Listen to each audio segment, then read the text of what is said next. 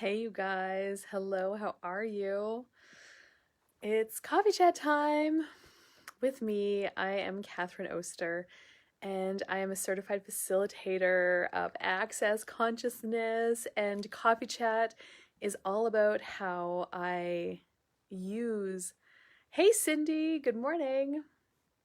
Good afternoon, actually. Coffee chats are all about how I use the tools in my life.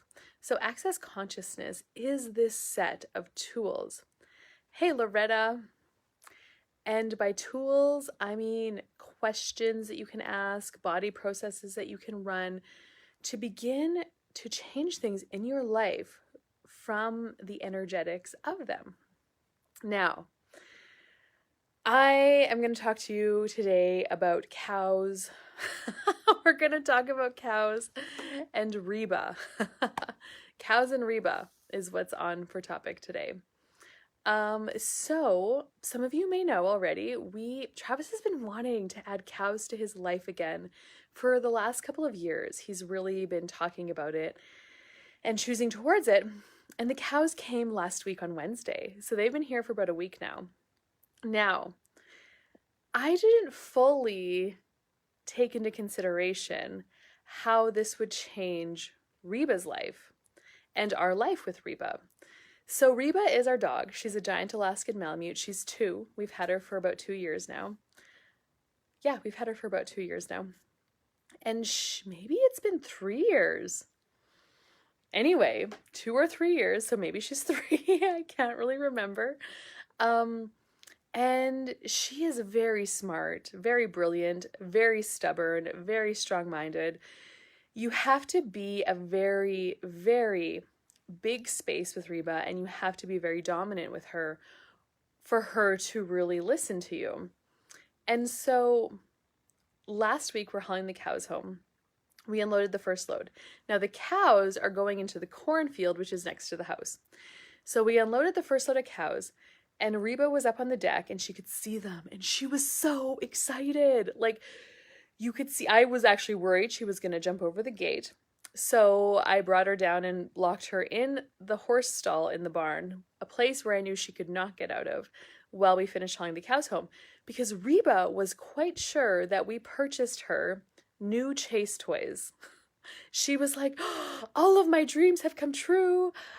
I have new chase toys like I've always been wanting and been asking for." No.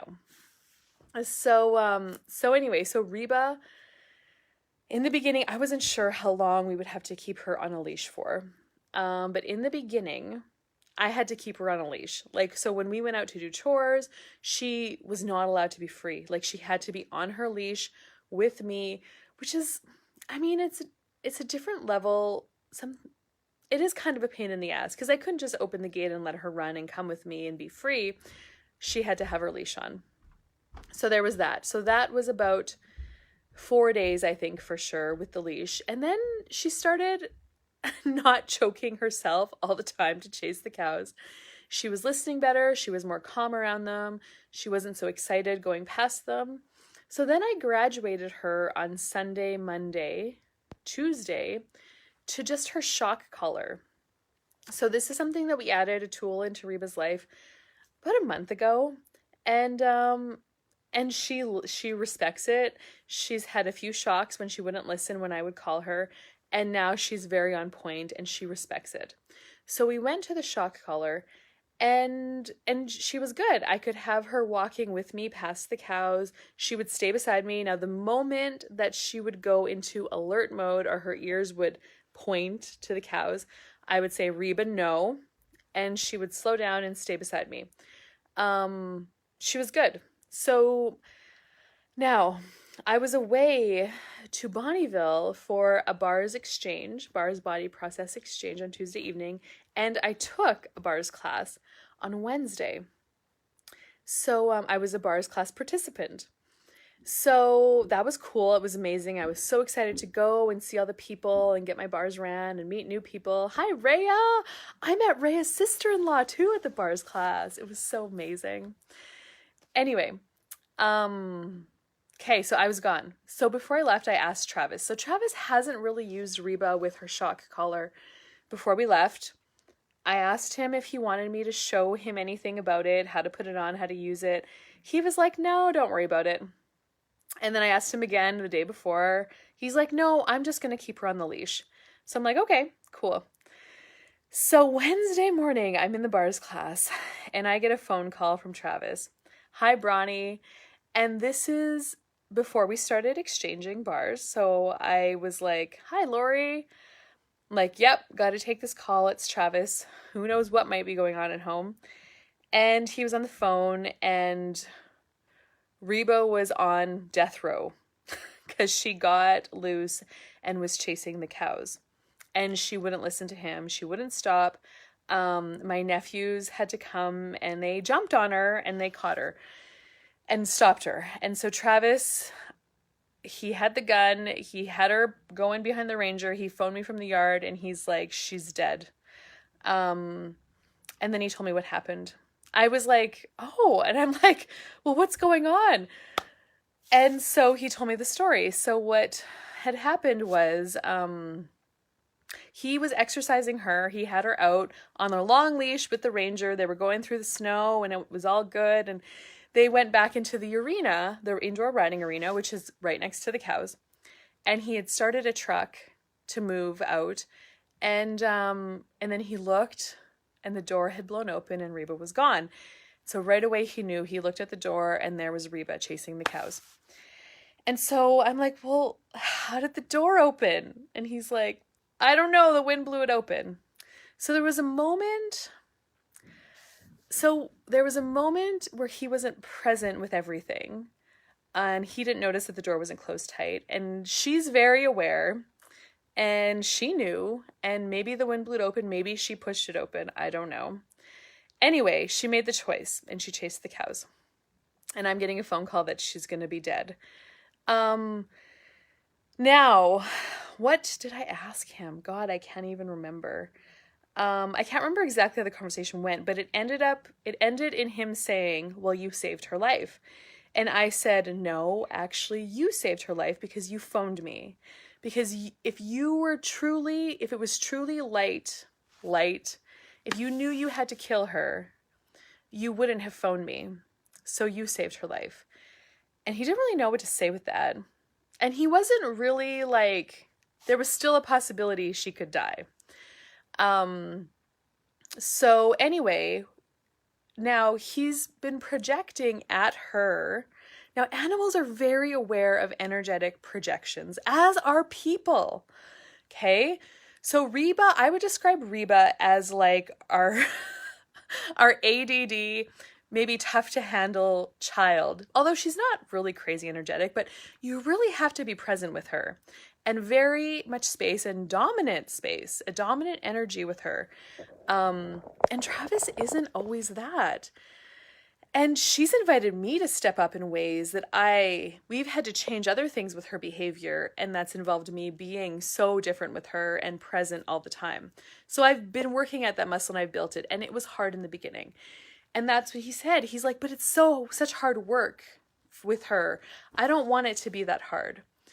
And I'm like, okay, what else can we do here? So we got off the phone and then he texted me. He still wasn't sure. He wanted to wait till I got home, but he was pretty sure he was going to put her down like this morning, like the next morning. And I'm like, okay, truth. So I asked the question.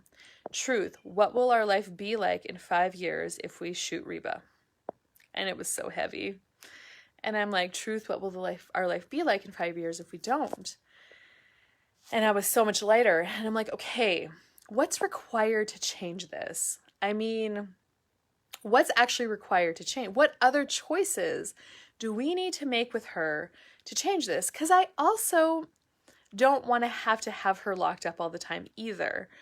And she didn't have to be that with the cows. I mean, we would lock her up when we were gone, but when we were home, she was allowed to have a little more freedom. So what's it going to take to have that? So now it's funny because I'm driving home from the bars class and I'm thinking of all of these things that I'm going to have to tell Travis, this big conversation. And I noticed myself going into defending and wanting to fight him. And I'm like, okay, I know that doesn't create greater. Like, I know the tools. What else? And I started asking, what else is possible here that I don't think is possible? That if I would allow the possibilities would actualize a totally different reality. And I asked Reba, I'm like, Reba, are you instigating a change here that is creating a greater future for us? And I got a yes. Now, I don't know what that is exactly, but those energies are so clear to me. And I'm like, okay, what is it going to take for this? So I walk in the door and I'm ready to have the fight with Travis about fighting for Reba's life. And he actually spoke first. And he was like, I've been thinking, that's what he started saying. I've been thinking, I'm going to have to train Reba differently. You will not believe, I'm sure my jaw hit the floor. I was freaking shocked that he said that. I'm going to have to train Reba differently. Now, for one thing, he's never really spent as much time with her as I have. So the fact that I'm like, yes, we have to train Reba differently. And I'm like, what are you proposing? So he has this idea. His idea is to put her with the cows in a way where she can't chase them. And she has to learn how to be with them. And then the cows can learn how to not be scared of her and run from her when she gets excited. So I don't know how it's all going to unfold. I will keep you posted. But I was freaking shocked because normally that would have not have happened. Normally he would still be on his, like, I'm going to shoot her train and she has to die. And but I'm so grateful that he was willing to see another possibility and I didn't have to even fight him on it or anything. So what is Reba instigating? I don't really know. I can see right now that he's going to be choosing to be with her in a different way. And he is making a different choice. So what is that? Every choice creates a different future. And I wonder what path we just got onto with adding the cows and with his choice not to kill Reba, because he even said, he's like, shooting her would be the easy way out. He's like, she's one of our kids. And he said, I want to try everything I possibly can to change this with her. And if it still doesn't work, then I know I've exhausted all of my options and then we'll see where it goes. I was like, oh my God, because yes, killing her would be the easy way out. You wouldn't have to make a different choice then. Now, there's also another aspect of killing her would also make him very uncomfortable because he knows that I would be sad and the kids would be sad and he doesn't know how to be with that. And I even think he would be sad, but he's not really willing to admit that yet. But I was like, yeah, let's make a different choice here. What else is possible? And it's that other thing of he has been projecting at her that she is going to chase these cows. And that's what she did with him. The first day I was gone, she freaking got loose and chased the cows. Now, when I'm around her, she knows she listens to me 97% of the time. There have been a few moments, but not since she's gotten her shot collar, that I haven't been able to catch her. So she knows. And so yeah, where was I going? Oh yeah, so the first day I'm gone, what happens? Fucking shit hits the fan. And truth, is this the change I've been asking for, showing up in a totally different way? Yes. Truth, does the universe have my back? Our back? Yes. Okay, show us what choice to make next.